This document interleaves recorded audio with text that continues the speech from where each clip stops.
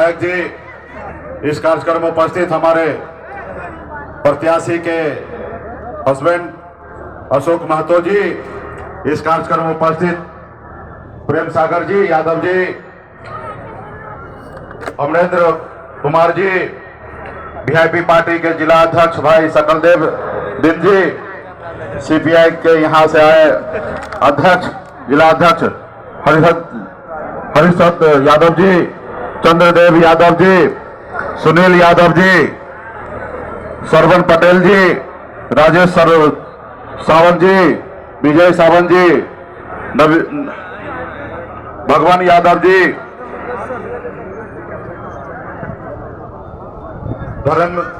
धर्मेंद्र निषाद जी, शिवदास बिंद जी, अजय निषाद जी, राजकिशोर निषाद जी, सुनील बिंद जी, राम आशीष जी, राजू बिंद जी, प्यारे चौहान जी, बेचू बिंद जी, सुनील कुमार बिंद जी, प्यारे चौहान जी, धर्मेंद्र नुनिया जी, राम पुकार यादव जी, राम वृक्ष बिंद जी, वीआईपी पार्टी के नेता दिनेश, वीआईपी पार्टी एनवीएस के प्रदेश अध्यक्ष दिनेश बिंद जी, अजय जी, उमा जी, प्रकाश बिंद जी, चोटला जी और तमाम हमारे महागठबंधन के सभी वरिष्ठ नेतागण, इस सभा में बड़े संख्या में युवा साथी, सम्मानित गार्जियन, मीडिया के साथी, माता बहन, सभी को सन अब्दुल्ला मुकेश अली की ओर से नमस्कार प्रणाम।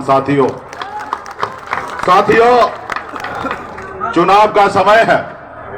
ऐसे तो हर 5 साल में 2 बार चुनाव होता है, एक बार देश का प्रधानमंत्री बनाने के लिए और एक बार राज्य का मुख्यमंत्री बनाने का।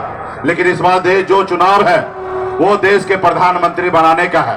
और साथ ही ये चुनाव बहुत खास है। खास इसलिए है साथियों क्योंकि हमारे देश का संविधान जो है वो खतरे में है साथियों। देश के लोकतंत्र व्यवस्था जो है वो खतरे में है साथियों। ये देश आपका है साथियों। आपके पूर्वज ने पौने 200 साल अंग्रेज से लड़ाई लड़ा, तब जाके ये देश आजाद हुआ साथियों। इस देश में आजादी से पहले अंग्रेज का शासन हुआ करता था।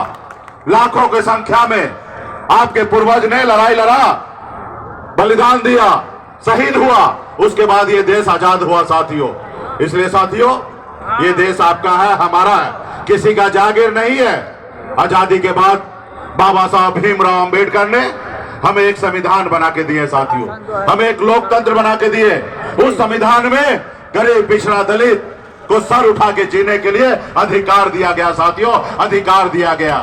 अगर बाबा साहब भीमराव अंबेडकर का अगर संविधान नहीं होता तो आज आपके बीच में एक मल्ला का बेटा सीना चौड़ा करके आज बात नहीं रख सकता था साथियों। आज हमें इस आजाद भारत में हमें जो भी मिला है वो हमें बाबा साहब भीमराव अंबेडकर के दिए हुए संविधान से मिला है साथियों।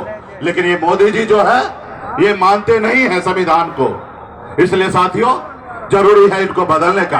आज देखिए देश में जितने भी सरकारी संस्थान थे सबको प्राइवेट किया जा रहा है। और जब वो प्राइवेट होगा तो गरीब, पिछड़ा, दलित का आरक्षण कहाँ जाएगा? कहीं ना कहीं आरक्षण खत्म हो रहा है। आज बनी हुई सरकार को मोदी जी गिरा देते हैं। जो जनता का चुना हुआ सरकार होता है उनको अपने पैसे के दम पर गिरा देते हैं।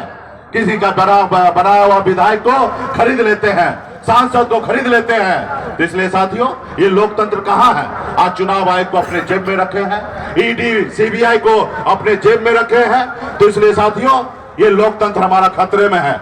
तो इसलिए साथियों आपको हमको लड़ाई लड़ने की आवश्यकता है। जैसे हमारे पूर्वज ने लड़ाई लड़ा था वैसे हमको लड़ाई लड़ने की आवश्यकता है। आज बताइए, एक गरीब मछुआरा परिवार में मैं जन्म लिया, ऐसे परिवार में जन्म लिया जहां एक रोज पिताजी मछली ना मारे तो दूसरे रोज घर पे खाना नहीं बनता। इतने गरीब घर में हम जन्म लिए। हम गरीबी से लड़ते लड़ते बंबई जैसे शहर गए, वहां मेहनत की, मजदूरी की है। 900 रुपए महीने पे मैं नौकरी करता था और नौकरी मेहनत के दम पर बंबई में अपनी बेहतर जिंदगी जीने लगा, मुकाम को हासिल किया। फिर मैं मुड़ कर देखा तो मैं तो काफी आगे निकल गया हूं, लेकिन हमारा समाज बहुत पीछे रह गया है।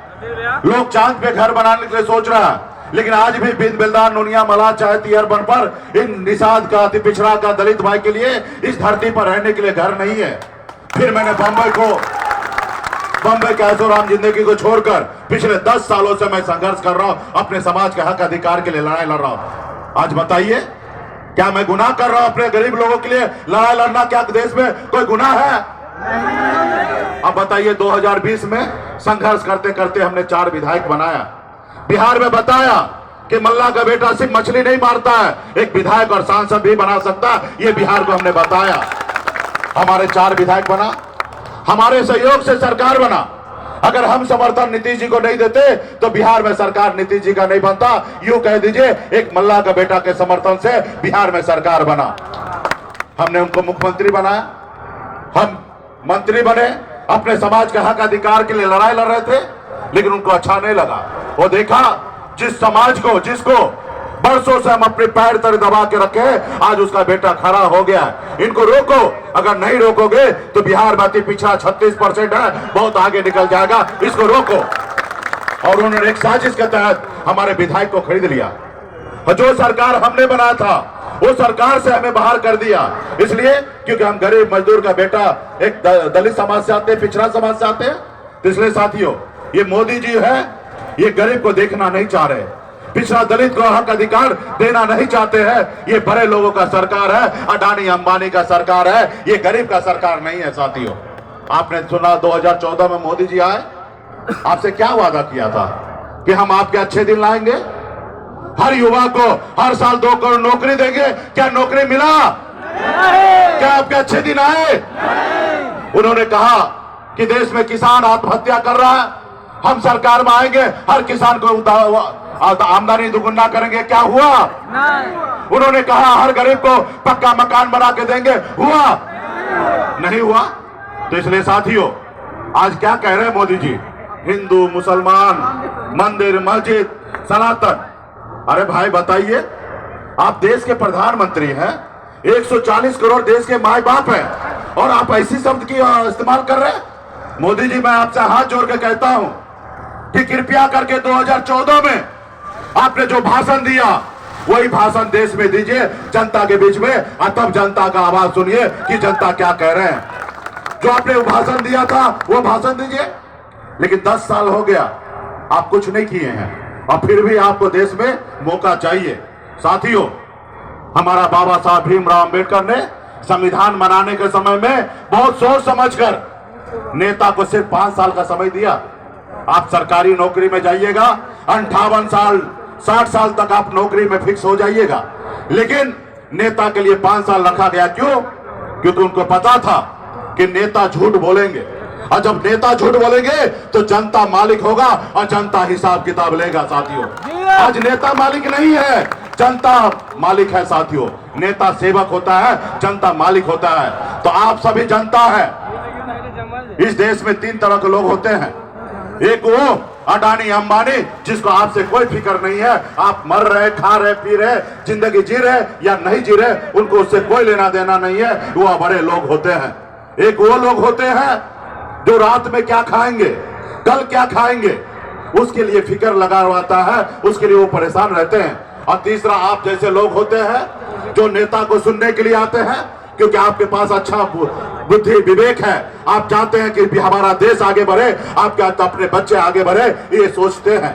तो आप सोचिए कि 10 साल में जो हमारे देश का प्रधानमंत्री झूठ बोलकर सत्ता में रहे हैं, ईडी, सीबीआई सबको अपने जेब में रख के क्या काम किए नहीं किए, इसका हिसाब आपको लेना है। साथियों, अगर वो अच्छे काम किए हैं तो आपको सोचना चाहिए। अगर वो उन्होंने अच्छा 10 साल में नहीं किया, युवा को नौकरी नहीं दिया, किसान को आय दुगुना नहीं हुआ, हर गरीब को पक्का मकान नहीं बना, तो आपको सोचना है। साथियों, आप 5 साल का बाबा साहब ने समय दिया, उन्होंने 10 साल का ले लिया। अब आपको निर्णय लेना है कि उनको बदलने का। साथियों, उनको बदलने का। साथियों, इसलिए साथियों, संघर्ष करना पड़ेगा, लड़ाई लड़ना पड़ेगा। आज देखिए, मुझे हम एक आवाज उठा रहे हैं। ये मोदी जी कौन पार्टी से है? भारतीय जनता पार्टी। भारतीय जनता पार्टी कौन है? यही भारतीय जनता पार्टी है। जब मंडल बना कमंडल चालू किया था, हमारा ओबीसी का 27% आरक्षण को रोक के रखा गया था, साथियों वही मंडल वाले लोग हैं। ये आपके लिए सोचेंगे? ये आपके हाथ से गिलास पानी नहीं पिएंगे और ये आपके लिए संसद भवन में बात करेंगे? नहीं करेंगे साथियों, कभी नहीं करेंगे। ये सिर्फ आपको गुलाम बनाना चाहता है, आपको कभी नहीं चाहेगा कि आप मालिक बनिए साथियों। तो इसलिए साथियों, विचारधारा की लड़ाई है। हम लालू प्रसाद यादव जी को विचारधारा को मान रहे। आज देखिए, अभी अमित शाह जी आए थे, बिहार में झूठ बोल रहे थे, और हम हैं बिहारी। कोई हमारे राज्य में आके और हम ही को सिखा के जाए, झूठ बोल के जाए, तो भला कैसे हम रुक जाएंगे। हमने उनको याद दिलाया कि गृह मंत्री जी, आप जो कह रहे हैं कि कांग्रेस पार्टी ने ओबीसी आरक्षण को रोक के रखा, आप थोड़ा इतिहास को पढ़ लीजिए। ओबीसी आरक्षण को कांग्रेस ने नहीं रोका। कांग्रेस ने ओबीसी का मंडल कमीशन का 40 सिफारिश में 2 सिफारिश अभी तक लागू हुआ, वो भी कांग्रेस ने किया। 27% आरक्षण हो या 27% हो एजुकेशन में आरक्षण हो, ये दोनों सिफारिश ने कांग्रेस पार्टी ने किया। ये बात सही है। 40 सिफारिश में से 38 सिफारिश नहीं की है, जिसके कारण आज सत्ता में नहीं है। लेकिन आप तो सत्ता में, पावर में है। 7 साल आप स्वर्गीय अटल बिहारी वाजपेयी जी सत्ता में थे, 10 साल से मोदी जी हैं। क्या आपके हाथ में मेहंदी लगा है कि आप ताली बजा रहे हैं? आपको करना चाहिए था, लेकिन आपने तो कुछ भी नहीं किया, और आप झूठ बोल रहे हैं कि अटल बिहारी हमारे कांग्रेस पार्टी रोक के रखा है। उनको बुरा लग गया, और बुरा ऐसा लगा कि 2 घंटे में हमारा Y+ सुरक्षा लेके चला गया। अब बताइए, ये देश का लोकतंत्र व्यवस्था है? क्या संविधान को मानते हैं? अरे भाई, Y+ सुरक्षा हमको क्यों मिला था? हमारे जान माल का खतरा था, इसलिए मोदी जी ने दिया था, भारत सरकार ने दिया। हमारी बात से आपको नाराजगी हो सकता है, लेकिन इसका यह मतलब कि आप हमारा सुरक्षा हटा लीजिएगा। तो मोदी जी, आप सुरक्षा ले लीजिए, मुझे कोई फर्क नहीं पड़ता है। हम गरीब घर में जन्म लिए हैं, कोई सुरक्षा लेके जन्म थोड़े लिए थे। हमारे लिए तो लाखों करोड़ों युवा हमारे साथ खड़ा है और आगे है। और ये मोदी जी चाहते हैं, ये दुगो गुजराती चाहते हैं कि बिहारी को डरा देंगे। तो ये बिहारी दुगो गुजराती से डरेगा क्या? गुजराती से बिहारी डरेगा?